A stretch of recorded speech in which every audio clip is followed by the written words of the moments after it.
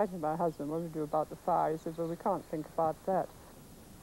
I feel that we as farmers, this is our personal view, that we can live under these conditions, under, one has to admit, the chance of attack any night, just for so long, hoping that things will stabilise.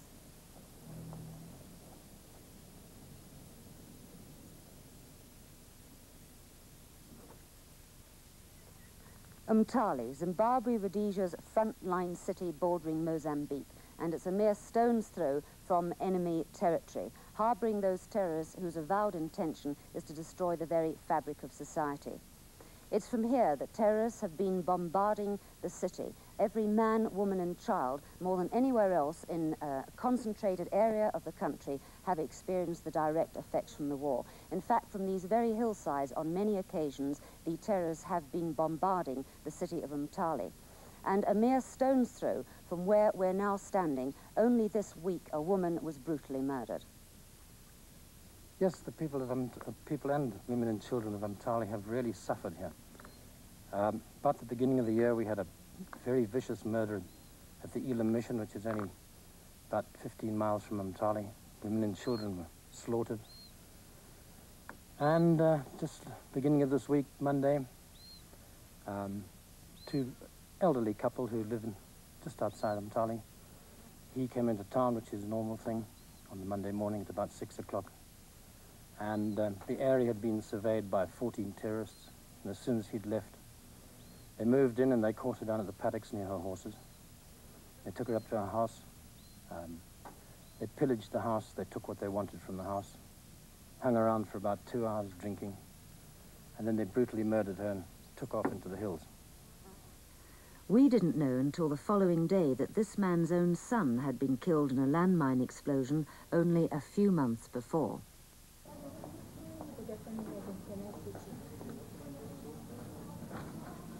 This is the customary security procedure in all Umtali hotels, shops, public places. A thorough search is conducted of anything you're carrying. Even your cigarette packet is opened up. It's carried out by trained security personnel who know precisely what they're looking for. When they've completed their search of your belongings, there is after that a thorough body search. In fact, it doesn't matter how many times you come in and out of a building or a hotel, exactly the same search is still conducted in, of course, the general interests of security. And normally the women are searched in a curtained cubicle. This poster spells reality to the people of Umtali. On several occasions they've experienced major bomb blasts in their shops. This one was the work of 5 black women who entered a large store with explosives strapped to their thighs. Because of a timing error, 3 of them blew themselves up. The people involved were hardly women.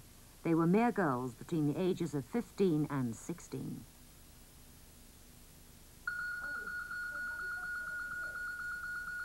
In the event of a major disaster such as a bomb blast, Rhodesian hospitals have special emergency procedures. They can immediately summon extra doctors, nurses and equipment. While troops seriously wounded in contacts in the operational area are generally transported directly to the Andrew Fleming Hospital in Salisbury by helicopter.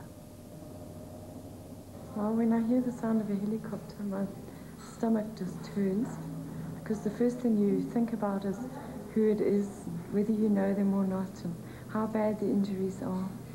It's terrible. It's an awful feeling. When soldiers are brought into this hospital, as far as the nursing staff is concerned, they are patients, in that we take an oath to nurse anyone, regardless of race, color or creed. So when soldiers come in, they're just like any of our patients, with the exception that you sort of feel what an unwarranted waste of human life and suffering. I think as a nurse, a lot of reassurance, sometimes a shoulder to lean on. A lot of these guys get depressed during their stay here, and one has to sit and listen, stay with them, and I know seeing them cry is terrible. I personally can't bear seeing a man cry, but you have to put on a front and cope with that situation. Generally, most of them adapt to their injuries very well, but you get some of them, some especially who've lost limbs and who are sports orientated, and they find it very hard to adjust. So you've got to help them along. Sometimes it's a long, hard battle, both for you and the patient, but you've just got to keep their morale up, keep them going. For 20 years, St Giles Medical Rehabilitation Centre has been looking after physically handicapped people.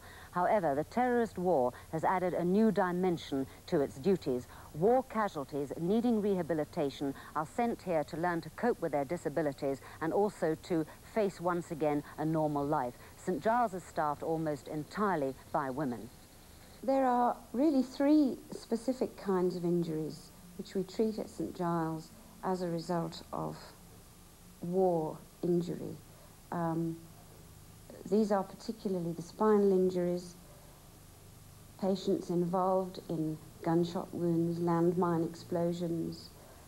Then we have the head injury patients, and then we also have the patients who have lost limbs, usually as a result of landmine explosions during terrorist activity. These 3 particular kinds of injuries involve long-term rehabilitation programs. Many of the patients are housed in our own ward block and involve a multidisciplinary team of therapists to give them a very full rehabilitation program.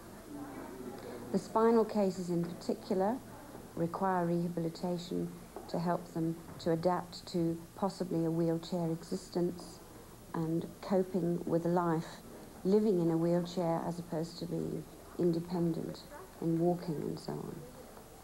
The amputation patients come to us, first of all, to get them in a situation to have a prosthesis or artificial limb fitted, and then having had the limb fitted, our therapists help them to learn to use it. So they have to adapt to using an artificial limb instead of their own limbs. The actual trauma that he is facing in terms of his situation is not all that much different if he'd been injured in a car, for instance, because what he is facing, for instance, someone who's been rendered paralyzed, is the fact that he can't walk anymore. Whether he had a bullet through his spine or whether he dived and broke his neck, he is facing the fact that he could walk before and now he can't walk anymore. He can maybe, in his soul searching or trying to go over the incident, trying to work it out of his system, maybe in terms of the war injured, he can say to himself, well, I did it for a good cause. Whereas somebody who just maybe had a car accident can only say, well, I was careless, I was drunk, I had this accident. Self-recriminations maybe are greater in someone who's been injured in a car accident through his own stupidity. But then you do have the cases of people and young men that I've spoken to who've maybe been shot in the spine, and they've said to me, look, if it was through my own stupidity, I would handle it better than the fact that somebody else did it. So there is also the question of futility. So although he hasn't got the self-recriminations, he's got the aspects of, well, it was futile anyway. But overall, he's there, the injury has happened, and he's got to face life with a new self-image. Tara, I'd like you to copy this word. All right? Okay. When a person has had a head injury, and he's beginning to recover, and as soon as he starts to become aware of what has happened to him, what his new situation is, he possibly no longer has the same intellectual capabilities that he had before his injury. He's got to adjust to that. He maybe can't read as he read before. He'll be aware of the difference. He can't remember things like he did before. He'll also be aware of that. We haven't only got a handicapped person, we've got a handicapped family, because that person is going to go back into the family and his disabilities are going to affect that whole family. My job as a medical social worker is to try and help that family, that socially, emotionally, and financially, if necessary, how to reintegrate that person back into the family and what sort of adjustments they're going to have to make. We were living in Wankie. My husband was in the police. He was a police inspector. And he was shot in a terrorist contact on the 13th of August 1967. And we weren't aware of any activity at that time. You know, it was very low-key terrorist activity. Nobody really worried very much about it. And so when they came to tell me he'd been shot, you know, I had a lot of difficulty taking it in. I refused to accept for the first 18 months or so that he was going to be permanently disabled with brain damage. You know, I did accept perhaps he might have some physical disability. But I just didn't think that mentally he would never recover. And this, in one aspect, you've still got the person you loved, but you haven't got them in the sense that you knew them before. You haven't got this terrible grief that you would have with somebody dying. But you are virtually on your own, and it's almost as good as being virtually a widow. This is a group of carefree, happy schoolgirls. Several months later, one of them, 16-year-old Shirley Wicksteed, lost both her legs. Went out to stay with some friends for an exit weekend in Topanga, and went to stay on the farm, came back, and on the way back we hit a landmine, and I had a premonition about it, and I told a couple of my friends. That this was going to happen to you? Yes, I did. Well, I didn't know what injuries, but I told them, you know, I wouldn't be back at school on the Monday. And I turned around and there was the back of a cab being blown off the truck, and the father was dead, well, the stepfather was there, and the wife was dead. And the army came and asked how everyone else was, and they said fine, but I found out later that the two youngest kids had died, and a friend of mine died 2 weeks later.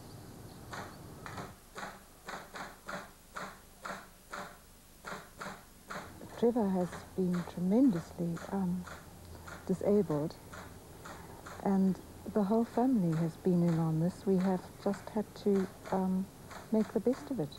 This has happened. It's no good looking back. This is what's happened to Trevor. We've just got to get down to it and make the very best we can of it. He was a young man when this happened, and you know, a mother, like her child, evolves. You form different relationships as this child gets older.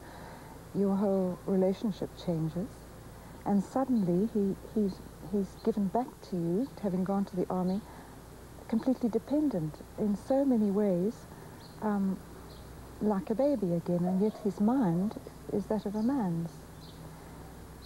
So there is a very, very fine dividing line, and this is the most difficult part of it all. One wants to do everything one can for this child of yours. He's been thrust into this, well, we've all been thrust into it, and you want to make life so much easier for him. You want to do everything you possibly can. In fact, you want to mother him. And this is the very worst thing you can do. But this you find out the hard way. You have got to respect his manhood. You've got to respect his mind. He must make decisions for himself. One is inclined to want to even make his decisions for him. In fact, in the very early days, I found I was answering for him. Somebody came along and asked him a question. I was inclined to answer for him. And of course this did him no good. It did none of us any good. And gradually one adjusts. One realizes it's hard. It's the hardest possible thing for a mother to stand back while you know he's finding things so very difficult. But you've got to.